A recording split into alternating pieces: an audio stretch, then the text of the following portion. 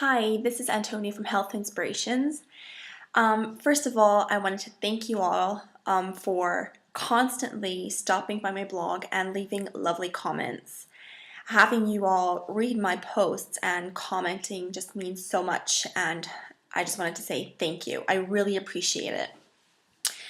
So basically, I've wanted to do a short video for quite some time now. I feel like bloggers just really come to life when you see them in videos, and since I enjoy seeing other people's videos, I thought, why not do one myself? I might actually start filming cooking videos in the future, so if you guys are interested in that, just comment below or let me know, and I might do some of those in the future. So I read a lot of blogs, and those are cooking blogs to lifestyle blogs, but lately I've stumbled upon a lot of blogs written by young girls who are either currently recovering from an eating disorder or have an eating disorder and just want to talk about it or write about it. And I just think that it's so important to, give young girls support if they're actually reaching out to other people. As you may or may not know, when I was 15, I was anorexic as well, and you can read more about my past in my About page. I usually don't really write a lot about my eating disorder on Health Inspirations because I like to keep my blog a healthy place. However, I just think that since there's so many girls writing about, wanting to have help and just wanting to have people to talk to, I thought it might be a good idea to quickly just talk about what I've done to become a healthy person, how I've overcome my eating disorder, and just what I do now to be as healthy as possible. First of all, I have to say that I know how difficult it can be to take that first step and to stop counting calories or to be able to let go of wanting to control everything. But it's also so important to remember that life is about, not how much we weigh or how we look, but really it's more about what's inside you. No one will really care if you wear a size 2 or a size 6, or if you weigh 50 kilos or 70 kilos. Those are really not the important things in life. It's really what's inside you and what kind of person you are.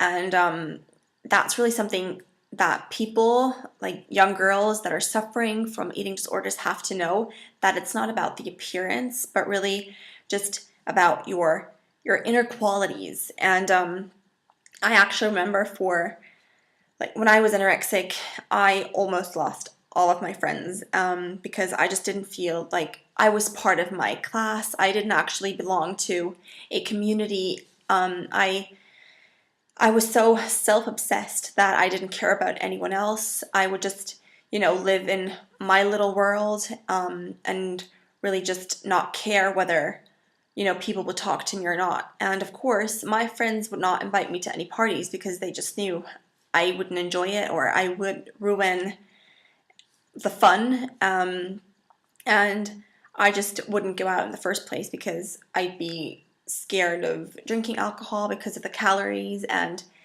it was just really difficult for me to find friends. And looking back, I understand why I did it, because that's just part of being anorexic, is, living in your in your small bubble. But I think that looking back, I might actually be a more outgoing person now if I hadn't, been afraid of taking part in those activities with my friends like 5 years ago. I know a lot of girls who have an eating disorder, and I was like the first girl in my class to have an eating disorder, but I certainly know that now in the school that I go to, and some of my friends still have problems with their weight and with their self-perception, and that's something that I just feel is really important to change. And I'm just a person who likes to help people, but it's really important for young women or girls to know that in order for them to be healthy, they have to want to be healthy. I only got healthy when I told myself, okay, now the time is right. I just want to be a healthy person. And my parents could talk to me forever the 3 years before that. And I knew that they were worried and I understood what they were saying, but it really is your decision to become a healthy person, and no one can make that decision for you. The most important part of overcoming your eating disorder. Believe me when I say that I know what it feels like to not want to live a life with an eating disorder. But at the same time, being afraid of gaining too much weight and not being able to stop gaining weight. But at some point during your recovery, you will just know that you're doing the right thing for yourself and for those who love you, because an eating disorder is not just about you and your pain, but it's also about what other people around you, your family and your friends are feeling. Because they're just helplessly standing next to you and watching you ruin your life, and they can't really help you as much as they would like to. And I know that it was very difficult for my family. My parents would spend hours talking to me, trying to help me, and it helped for that day, but the next day I would be the same anorexic person all over again. And it was also really difficult for my younger brother because my older siblings, they'd already moved out and gone to university, but my younger brother was there, watching all of this, seeing me cry constantly. And I think that's really something that's shaped our relationship today.